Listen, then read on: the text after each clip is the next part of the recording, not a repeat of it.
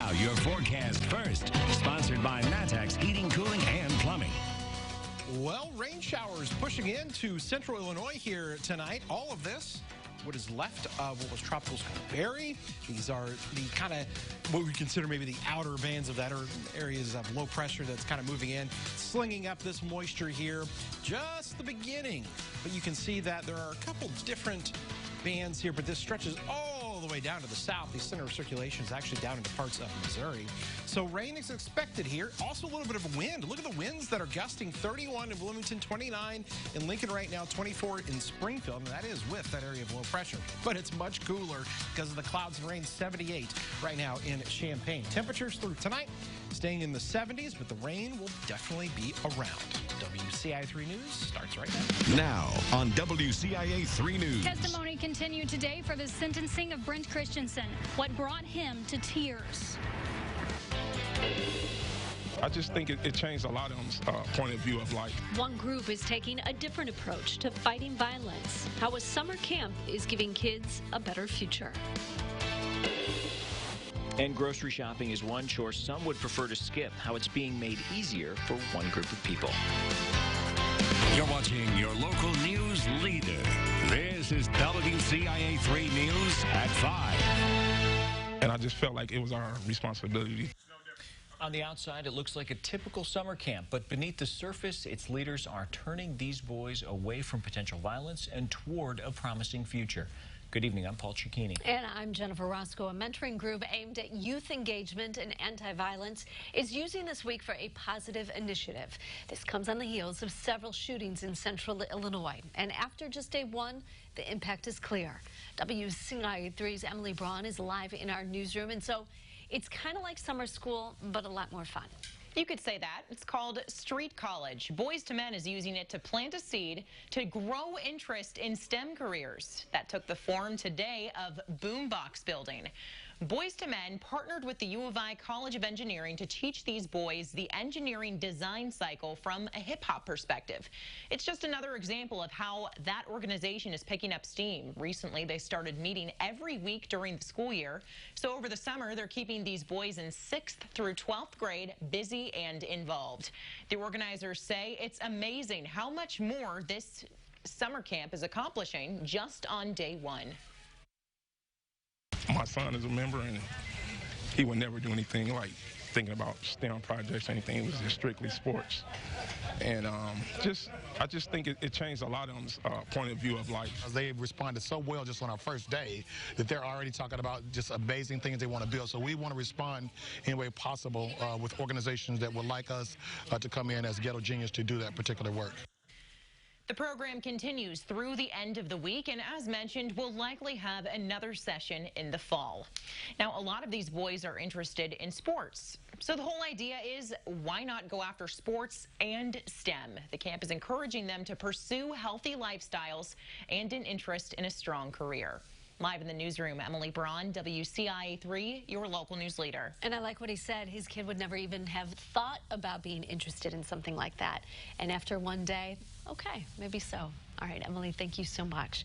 Now, programs like Boys to Men formed in response to community violence, especially since it affects young people. We're seeing this initiative soon after 3 shootings in Decatur, one of them deadly. There are also 2 shootings over the weekend in Danville. Leaders with Boys to Men and the Champaign Community Coalition have met with leaders in these other cities to talk about ways to stop the violence. Danville police are investigating those shootings over the weekend in the city. The first happened earlier Saturday. Police responded to the hospital after a 47-year-old man was shot in the shoulder. The man told police he was at a party when he got into a fight with another man. During that fight, he heard gunshots and realized he'd been hit. The man wouldn't say where the party was, and he didn't provide a description of the suspect. A second shooting happened early Sunday morning near North Beard and East Seminary Streets. Police found a 28-year-old man shot in the leg. He told police he was standing outside a home with a friend when someone started shooting at them. Police learned a second person who was shot in the stomach showed up at the hospital.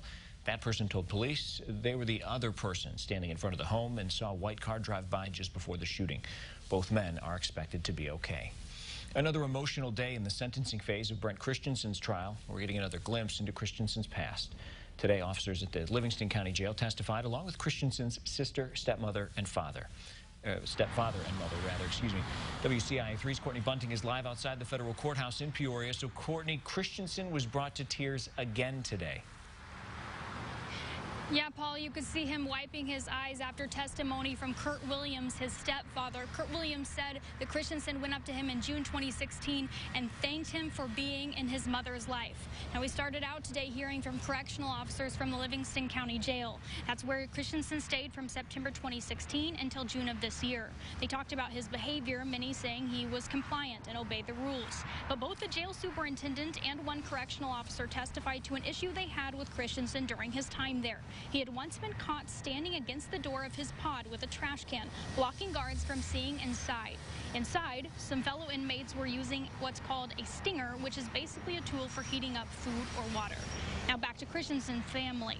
His mother, Ellen Williams, testified next. She brought up several ties between Christianson's family background and substance abuse and mental health issues. She also mentioned a possible suicide attempt when Christianson was about 15, but she said she didn't know that's what it was at the time.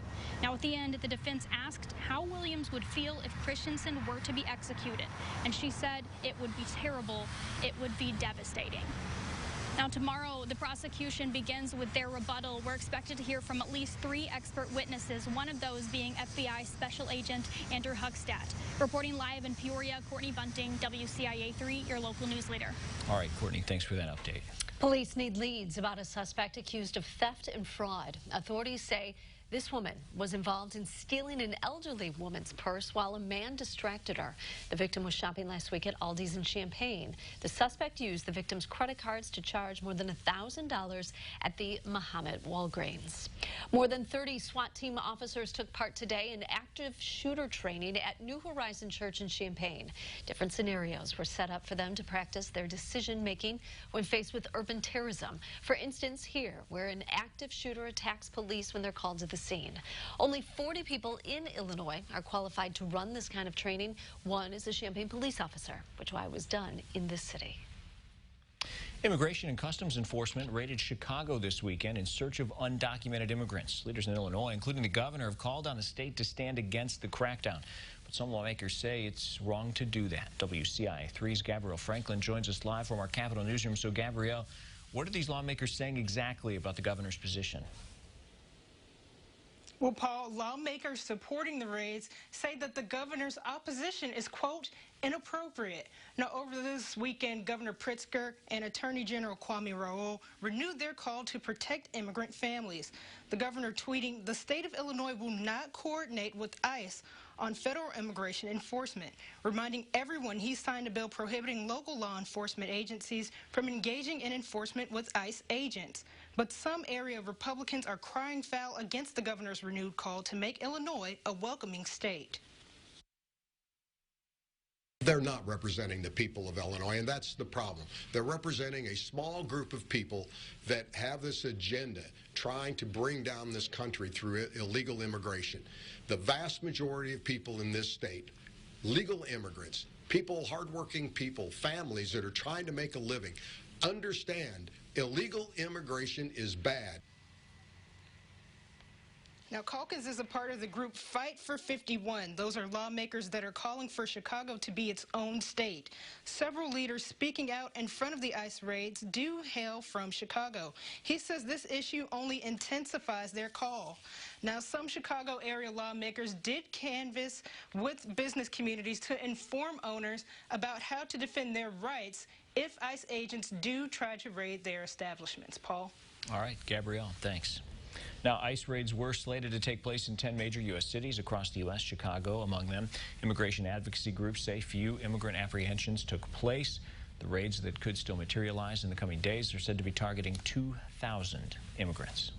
They help families in need every day. Have some return the favor to one organization. Plus, it's an easy way for some to get the food they need. They don't have to go to the store. How one program is making sure it gets to them.